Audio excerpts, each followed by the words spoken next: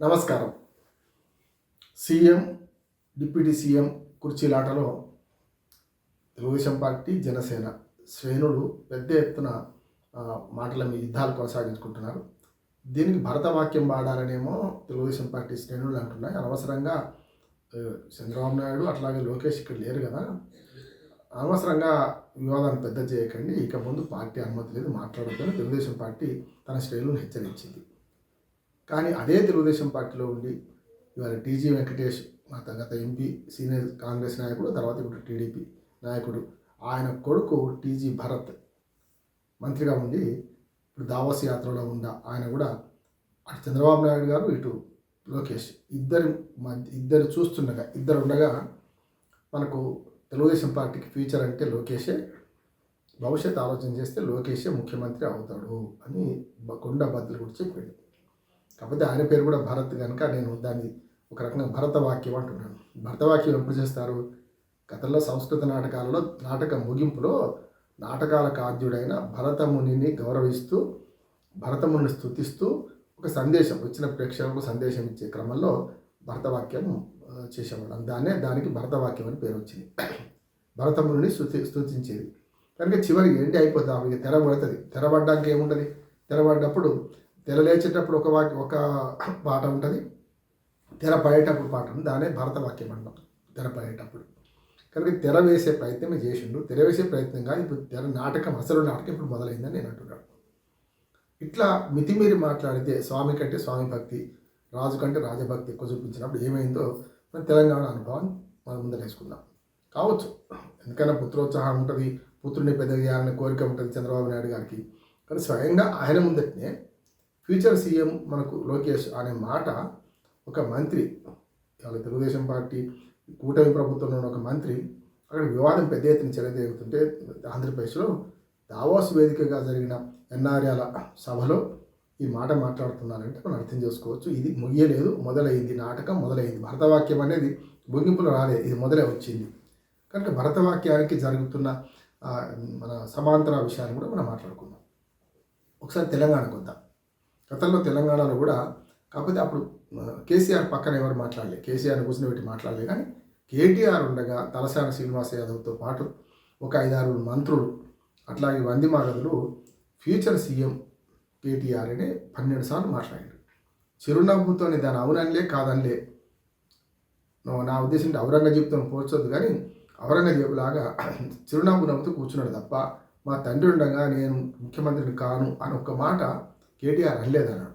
అది చాలా పెద్ద పొరపాటు అంటున్నాడు. ఈ మాటలు నా ముందర మాట్లాడకండి అనాలి. కాకపోతే ప్రోత్సహించి బయట మాట్లాడుకోమని చెప్పొచ్చు. కానీ తాను స్టేజ్ మీద ఉండగానే కేటీఆర్ ముందట ఈ మాటలు మాట్లాడాడు. అదే పార్టీలో ఉన్న డిప్లొమాట్, వరకం చెప్పాలంటే సొంత రక్తం పంచుకొని పుట్టిన కొడుకు కేటీఆర్ అయితే కేసీఆర్కి రక్తం పంచుకునేవాడు. మేనమామ కూడా రక్త సంబంధికుడు కదా, తండ్రి తర్వాత తండ్రి అంటాం. కనుక మేనమామ కాకుండా కేసీఆర్ ఉన్న రోజులు కేసీఆర్ ముఖ్యమంత్రి, మేము ఎవరం కాదు, పోటీలో లేము, ఇది కరెక్ట్ కాదని చెప్పి హరీష్ రావు చాలాసార్లు మాట్లాడాడు వైజ్ మ్యాన్గా. ఇక్కడనే తేడా కనపడుతుంది మాకు. అందుకని నేనేమంటున్నానంటే, గతంలో ఇదే అనుకొని కేసీఆర్ గారు కూడా సంతోషపడవచ్చు, తన వారసుడు ముఖ్యమంత్రి కావాలని లోపల ఉంటే ఉన్నారో, లేకపోతే కేసీఆర్నే బ్లాక్మెయిల్ చేసిండ్రు ఈ రకంగా అనే ఒక మాట కూడా ఉంది. ఎందుకంటే మరి కేటీఆర్ కుటుంబము నేను ఎప్పుడు ముఖ్యమంత్రి కావాలి అంటే నువ్వు ఎప్పుడు చేస్తావని అడిగిండ్రు అనే మాట కూడా ప్రతిపక్షాలు అంటున్నాయి. లోపల అంతఃపురంలో ఏం జరిగిందో మనకు తెలియదు, కానీ ఏమైంది చివరికి ఎటు కాకుండా అయ్యిండు. అప్పుడే ముఖ్యమంత్రిని చేస్తే బాగుంటుండే అనే మాట కూడా కేటీఆర్ తన తండ్రితో అంటున్నట్టు కూడా కొందరు పుకార్లు లేపుతున్నారు. ఎంతవరకు నిజమో తెలియదు. కానీ ఇప్పుడు ఏమైందంటే దీపం ఉండగా నిల్చక్క పెట్టుకుందాం అనుకొని ప్రయత్నం చేసే క్రమంలోనే ఇప్పుడు ఆ సంఘటన గుర్తు చేస్తున్నాడు. ఏమైందంటే కాంగ్రెస్ పార్టీ అధికారంలోకి వచ్చింది, కేటీఆర్ ముఖ్యమంత్రి కాలేకపోయాడు. రెండోసారి కాగానే కేటీఆర్ ముఖ్యమంత్రి అవుతారన్నారు. అంతేందుకు మొదటిసారి కేసీఆర్ ముఖ్యమంత్రి అవుతారన్న క్షణంలోనే కేసీఆర్ ఎక్కువ రోజులు బతకడానికి కూడా ప్రచారం చేసిండ్రు. ఆయన అసెంబ్లీ సాక్షిగా అన్నారు కదా, నేను దుఃఖలాగా నాకేమైంది, బక్కగా దుఃఖలాగా ఉన్నా, నాకేం కాలేదు, బాగానే ఉన్నా, ఎప్పుడో చచ్చిపోతారు అనుకున్నాడు కదా, అన్నారు కదా, మీ శాపనార్థాలకు దీవెనయ్య అని అన్నాడు. నేను ఈ తెలంగాణ దానికి ఎందుకు పొరుస్తున్నానంటే, ఇవాళ ఇంత రాద్ధాంతం జరుగుతుండే, ముఖ్యంగా ఆంధ్రప్రదేశ్లో కుల జబ్బు, రకంగా కుల గజ్జి ఉన్న సందర్భంలో ఈ మాట అంటున్నాను. ఇవాళ కాపులకు ఆయన ప్రాతినిధ్యం వహిస్తూ, కమ్మలకి ఈయన ప్రాతినిధ్యం వహిస్తూ, బీజేపీ మధ్యన ఉండి చూస్తూ, ఇవన్నీ చూస్తున్న క్రమంలో వాళ్ళ ఈ సీఎం డిప్యూటీ సీఎంలోనే లోకేష్ ముఖ్యమంత్రి ఉప ముఖ్యమంత్రి అయితే ఏకంగా మేమే ముఖ్యమంత్రి అవుతామని జనసేన 21 సీట్లను జనసేన ఛాలెంజ్ చేస్తుంటే ఇక టీజీ భరత్కు ఏం పుట్టింది అంటున్నాను. ఈ మాట అంటున్నాను. ఈ మాట ఒక మంత్రిగా ఉన్నవాడు అక్కడ కూర్చొని ఏదైతే దావోస్ సదస్సు ముందు చంద్రబాబు నాయుడు సమక్షంలో మాట్లాడుతుంది. చంద్రబాబు అయినా వారించాలి. ఎందుకంటే మిగతా వాళ్ళందరికీ శుద్ధులు చెప్పి మీరు మాట్లాడకండి నేను తెలుగుదేశం శ్రేణుల్లోకి ఏమో ఆంధ్రప్రదేశ్లో బుద్ధి చెప్పి వీళ్ళు విదేశాలకు పోయి అక్కడ ఏం చేస్తున్నారు అంటే లోకేష్ను పొగుడుతున్నారు. ఒరిజినల్గా నిజంగా చెప్పాలంటే ఆ దావోస్ సదస్సుకి తీసుకపోతే పవన్ కళ్యాణ్ తీసుకుపోవాలి. ఇప్పుడు అదే సమస్య వస్తుంది. దావోస్ సదస్సుకు గతంలో కేసీఆర్ పోకుండా కేటీఆర్ని పంపిండు. ఇద్దరు తండ్రి కొడుకులు పోలే. కానీ ఇక్కడ తండ్రి కొడుకులు ఇద్దరు పోయినరు. ఆయననేమో పవన్ కళ్యాణ్ అక్కడ విడిచిపెట్టిండ్రు. దీంతో సరైన విధంగా మాకు గౌరవం లభిస్తలేదు అనే మాట వస్తుంది. ఇప్పటికే పవన్ కళ్యాణ్ చాలాసార్లు నా మాటకు విలువ లేకుండా పోతుంది, నేను ఉప ముఖ్యమంత్రిని మాట్లాడితే నేను ఉప ముఖ్యమంత్రిని అని ఛాతీ విరుచుకొని తిరుగుతున్నారు. కానీ ఈ మాటలు చెల్తలేవని మనకు అర్థమవుతుంది కదా. అంతర్గతంగా ఈ పరిష్కరించుకోవాల్సిన సమస్యలు ఇప్పటికే బహిర్గతం చేసి బజార్న పడ్డారు. ఇప్పుడు అటు చంద్రబాబు నాయుడు, లోకేష్, ఇటు పక్కన పవన్ కళ్యాణ్ ముగ్గురు స్వయంగా మాట్లాడకపోయినా అటు వర్గం ఇటు వర్గం పెద్ద ఎత్తున ఇది చిల్లర పంచాయతీ చేసిండ్రు.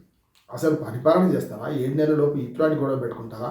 ఇంకా 4 ఏళ్ళు పరిపాలన చేయాలి, ఎట్లా చేస్తారు అని ప్రజలు మదన పడుతున్నారు. మొన్న ఇంతకుముందు విధ్వంస పాలన ఏదో జరిగింది, ప్రజలు తిరస్కరించిండ్రు. అయినా 40% ఓట్లు వేసిన జగన్మోహన్ రెడ్డికి ఇటు మిగతా వేసిండ్రు. వీళ్ళు గెలిచి చేసుకోవాల్సిన పని విడిచిపెట్టి ఏమన్నా చేసే పని విడిచిపెట్టి ఇంకో పని పోతున్నారు కదా వీళ్ళు అని వస్తుంది. ఆ మూడు సామెత నేను చెప్పాను.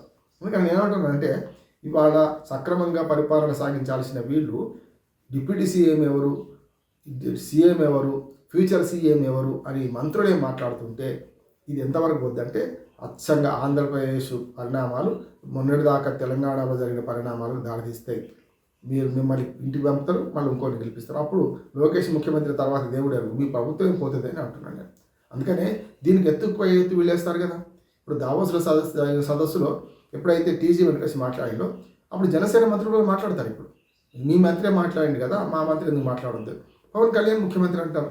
మరి 21 సీట్ల పవన్ కళ్యాణ్ ముఖ్యమంత్రి ఇస్తారా? అందుకని దీన్ని ఇద్దరి మధ్యనత కాదాను అంటే మనకు ఆ పంచాయతీని బీజేపీ తనదైన శైలిలో తన చేతిలోకి తీసుకుంటుందని నేను అనుకుంటున్నాను. ఇప్పటికైతే ఇట్లాంటి వివాదం రావద్దు. 7 నెలలకే వచ్చింది. ఇది ఎంతదాకా అవుతుందో చూద్దాం. కానీ ఈ ముఖ్యమంత్రి, సీఎం, డిప్యూటీ సీఎం అనే పంచాయతీ పడి అసలు ఆంధ్రప్రదేశ్ అభివృద్ధిని మరవద్దని ప్రజలు కోరుకుంటున్నారు. మంచి చెడు జరిగింది, మీకు అధికారం ఇచ్చినాం, మీరు కొనసాగించండి, దీన్ని అభివృద్ధి చేయండి, అమరావతి నిర్మాణం చేయండి, పోలవరం పూర్తి చేయండి, అట్లాగే మిగతా పనులు విభజన హామీలు సాధించండి. ఇట్లా చేయాలి. కానీ ఇప్పుడు మళ్ళీ డిప్యూటీ సీఎం పంచాయతీలో దావోస్ దాకా పోయిందంటే సరైనది కాదు. దీన్ని కంట్రోల్ చేయాల్సిన బాధ్యత అటు ముఖ్యమంత్రి చంద్రబాబు నాయుడు గారి మీద ఉంది, లోకేష్ మీద ఉంది, ఇటు పవన్ కళ్యాణ్ మీద ఉంది. మొట్టమొదటి వాళ్ళ మీద ఉంది. వాళ్ళిద్దరు మాట్లాడితే పవన్ కళ్యాణ్ కూడా దానికి అంగీకరిస్తారని నేను అనుకుంటున్నాను. నమస్కారం.